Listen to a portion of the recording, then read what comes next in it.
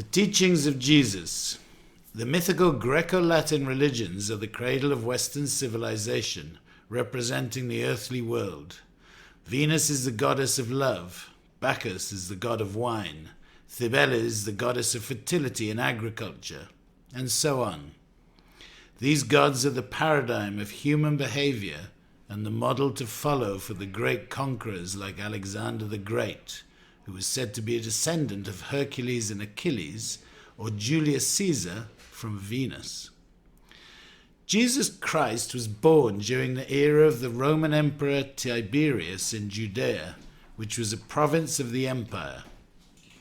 The Roman world was centered on man and the order established by laws and rights. There was a hedonistic vision of life focused on enjoyment and earthly pleasures. The teachings of Jesus represent an evolutionary jump in consciousness. Jesus came to reveal the kingdom of heaven to us. Jesus said, "The kingdom of heaven is similar to a merchant who looks for good pearls, and having found a precious one, goes and sells everything he owns to buy it." To discover the kingdom of heaven and the treasure it holds, it's worth selling everything. Jesus said, "There are no ears for those who will not hear." Our confused and hardened hearts have closed our eyes and ears and don't want to understand or hear the suggestions of the world. As Jesus said, "My kingdom is not of this world." The world represents everything earthly, such as power, money, ambition. The negative side of power is the abuse of it, like tyranny. The negative side of money is greed and corruption.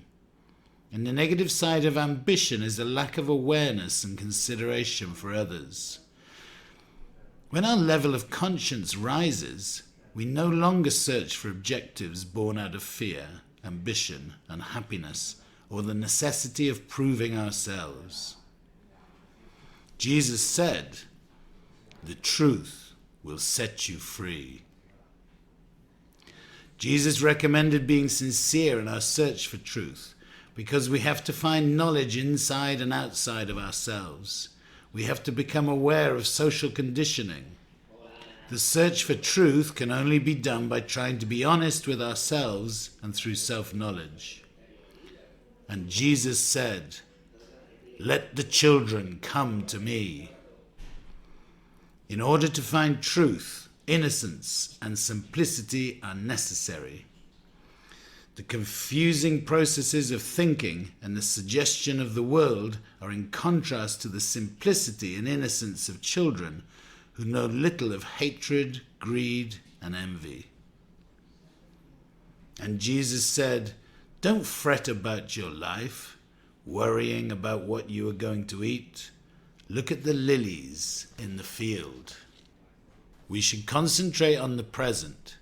There are no problems, only situations.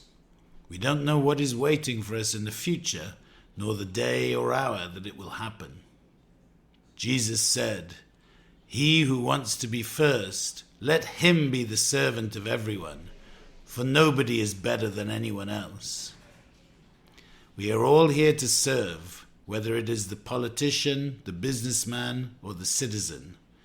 This is the idea of true equality. And Jesus said, "He who is without sin, let him throw the first stone." We should respect life and not judge others because we don't know their circumstances properly. And Jesus said, "A man who was going away called his servants to him and left them in charge of his house. To one he gave 5 talents, to another 2, and to another 1, and then he left. The servant who had received 5 talents started to do business with them and got another 5. Likewise, the servant who had received 2 earned another 2. However, the servant who had received only 1 dug a hole in the earth and buried his master's money." We have to give the best of ourselves, God trusts men with his gifts and talents, and we have to develop them in the best way possible and not succumb to inactivity because of fear, excessive precaution, cowardliness, or even laziness. We should always try to do our best. And Jesus said, "The farmer went out with his hands full of seeds and threw them randomly. Some fell on the road and were eaten by the birds. Some fell on the stony ground and were lost. Others fell on the good land and gave a good harvest." It's difficult to find the right way. The seed is the message. It's the taking of consciousness, the opening up to the truth of what is important. With perseverance and attention, we try to discover the treasure of love. And Jesus said, "You know about an eye for an eye, a tooth for a tooth, but I tell you not to respond to those who attack you. On the contrary, whoever strikes you on the right cheek, offer them the left as well." These are attitudes that show real love, where love is above the law and where there is no judgment, just love in its purest state. And Jesus said, "I want compassion, not sacrifice. Love in exchange for nothing. Sacrifice wants something in return.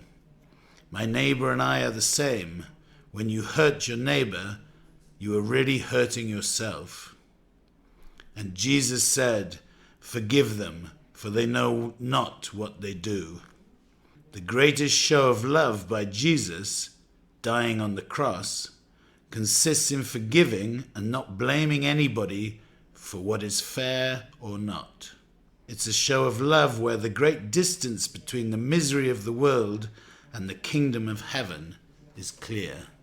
In the teachings of Jesus, we find the contrast between the world and the kingdom of heaven, and how to live in the world, accepting this contrast. Having power without becoming corrupt, managing our money without being greedy, and being ambitious and compassionate at the same time. In order to attain knowledge, it's necessary to do so with